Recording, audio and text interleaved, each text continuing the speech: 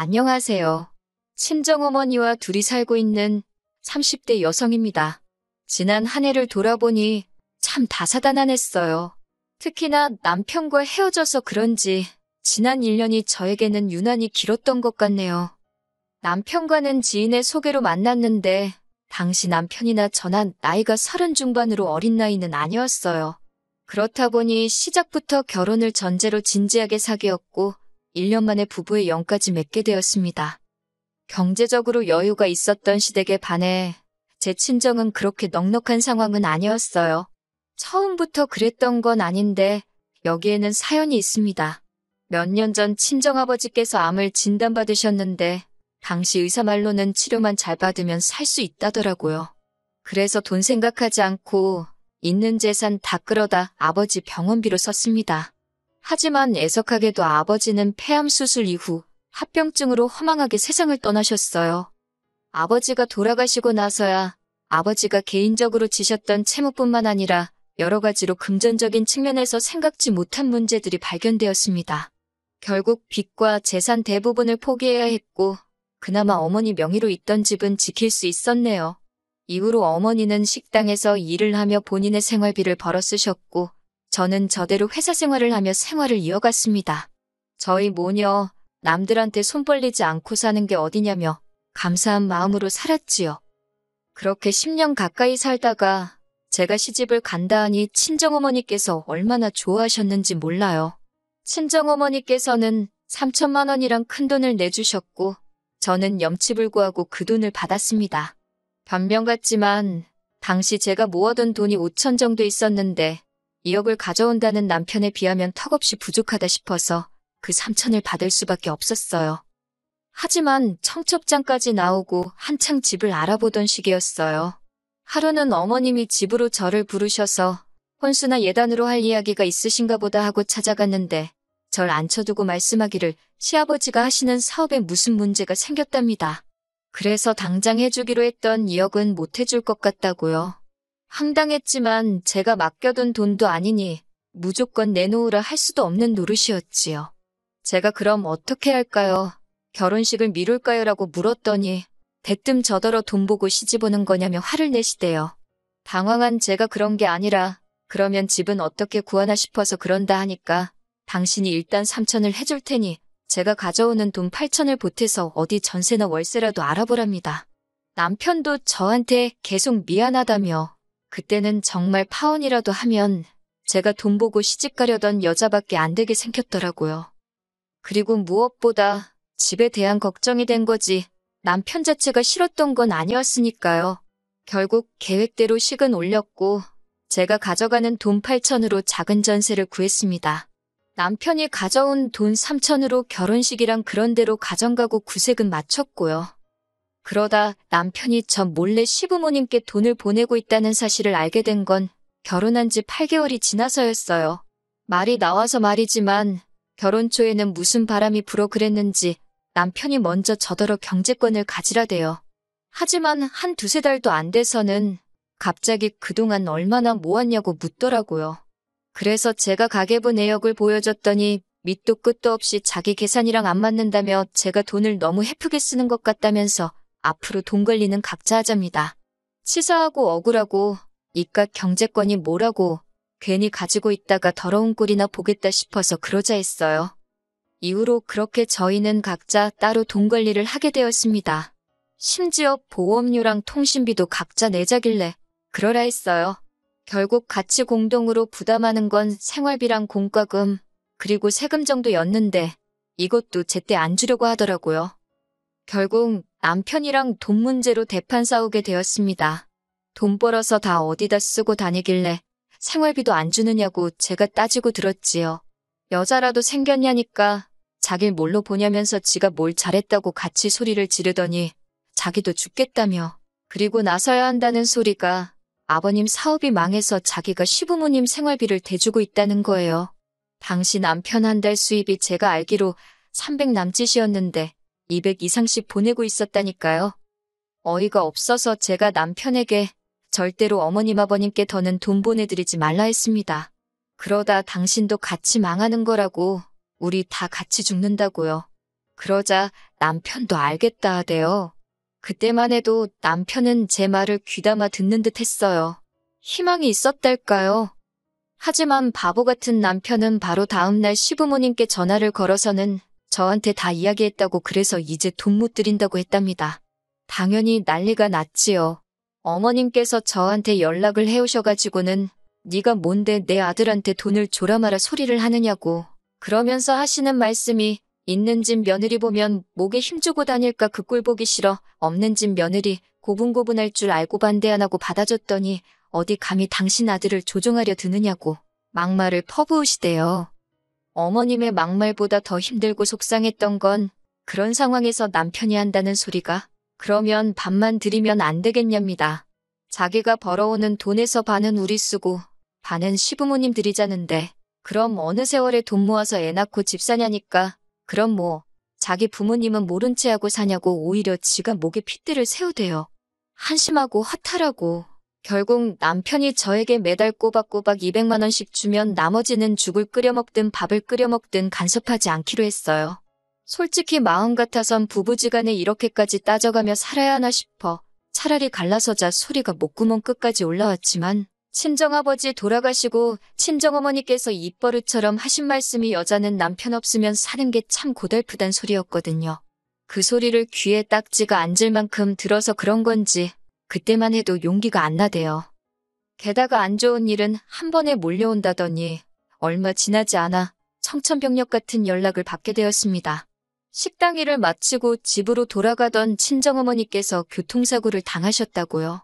다른 것보다 문제는 갈비뼈골절이었어요.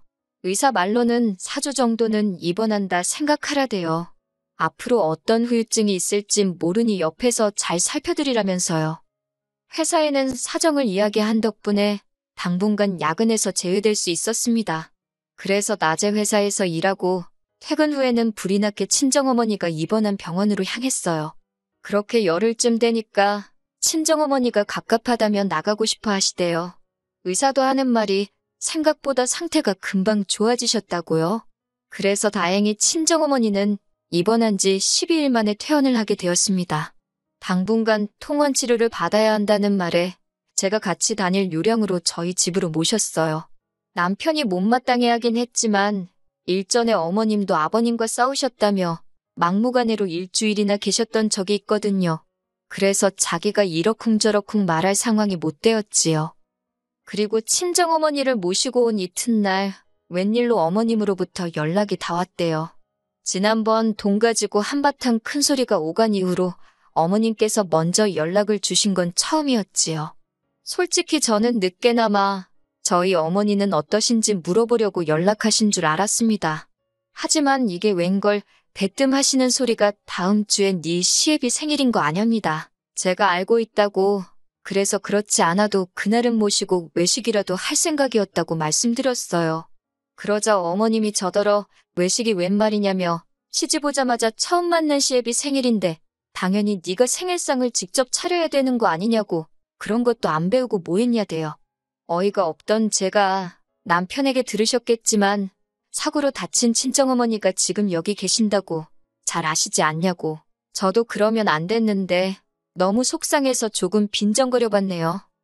그러자 어머님께서 하시는 말씀이 그건 들었다면서 퇴원했으면 자기 집으로 가지 왜 니네 집으로 온 거냐며 아무튼 아버님 생일잔치는 니네 집에서 할 거라고 그런 줄 알랍니다. 이미 친척분들한테도 다 얘기해뒀다고요. 하지만 저도 지지 않고 막무가내인 어머님께 지금 친정어머니 거동도 불편하시고 어디 다른 데로 못 모신다. 생일상이고 뭐고 못 챙기고 잔치는 가당치도 않다고 딱 잘라 말했네요. 그러자 어머님도 열받으신 건지 두고 보자면서 전화를 뚝 끊어버리시대요. 그리고 그날 밤 남편이 얘기 좀 하자는데 딱 봐도 무슨 이야기를 할지 알겠더라고요. 그래서 제가 생일잔치 이야기면 집어치우라 했습니다. 그렇게 생일상 차려드리고 싶어서 미치겠으면 당신이 어머님 댁에 가서 차려드리면 되지 않냐고.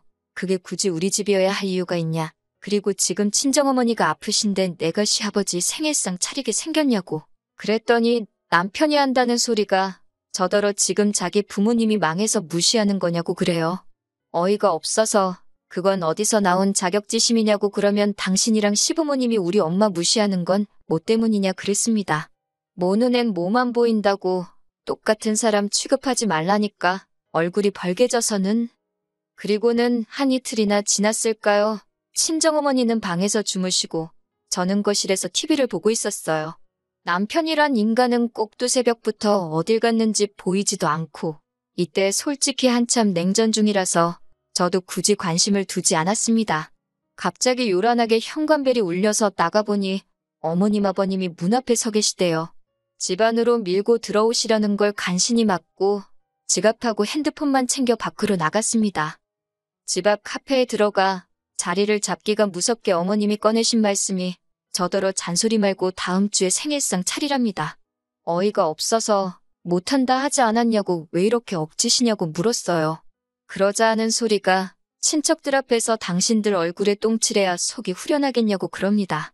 아니, 아버님이 이제 겨우 63이신데 무슨 친척들까지 불러서 생일잔치를 하시냐고. 그러면 어머님 댁에서 하시라 했습니다. 제가 남편 편으로 미역국이랑 갈비 정도는 해서 보내보겠다고요. 그랬더니 그건 싫답니다. 무조건 저희 집에서 제가 차려주는 생일상을 받아야겠대요. 어찌나 기가 빠지고 힘이 들던지 저도 모르게 적당히 좀 하시라 소리를 질러버렸네요. 저희 어머니 아플 때 하다못해 안부 연락 한 번 없으셔놓고 이제 와서 무슨 생일상 받아먹길 바라시냐고 어쩜 이렇게 뻔뻔하시냐 쏘아붙였습니다. 그랬더니 하는 말이 제가 이제 와서 본색을 드러낸다나요? 그러면서 저더러 네가 그런다고 니네 엄마가 천년만년 살 것 같냐? 시집 왔으면 시부모가 부모지. 낳아준 부모는 죽었다 생각하고 사는 게 답이다. 말도 안 되는 소리만 하시더라고요. 듣다 못한 제가 어머님더러 어머님도 자식이라고 낳아 키우신 시외할머님이 불쌍하다고 악을 썼네요. 결국 이 일로 남편과도 지독한 싸움을 하게 되었고 남편은 끝끝내 지 부모 편만 들더라고요. 뻔한 레파토리 있잖아요. 그냥 적당히 져드리면 안 되겠냐. 장모님한테 하는 만큼만 해드려봐라. 아니, 니네 엄마가 나한테 그렇게 안 해주는데 내가 왜 그렇게 하냐? 어이가 없어서 결국 끝도 없는 싸움의 반복 끝에 이럴 거면 갈라서자 소리가 나왔고 그렇게 헤어졌어요. 남편이 자기가 3천만 원 가지고 오면서 시골리고 어쩌고 했다며 그 돈 돌려달라길래 너는 나랑 사는 동안 내가 해온 집에서 안 자고 어디 밖에서 잤냐고 또 싸우고 제가 그렇게 억울하면 네가 사온 거 들고 가라 했습니다. 그랬더니 그걸 어디다 두냐고 짜증을 내더니 결국 빈몸으로 나가대요. 그렇게 1년 좀 넘는 결혼 생활은 아주 지저분하게 마무리가 되었어요. 친정어머니는 이 긴 세월을 여자 혼자 몸으로 어떻게 살 거냐고 걱정하시지만 저는 오히려 홀가분한 게 별로 걱정이 되질 않아요. 그리고 이렇게 사연을 쓰게 된 결정적인 이유기도 한데 사실은 며칠 전 남편의 근황을 들었습니다. 들리는 말이 시부모님도 그렇고 남편까지 손 떼면 안 되는 데까지 손을 댔던 모양이에요.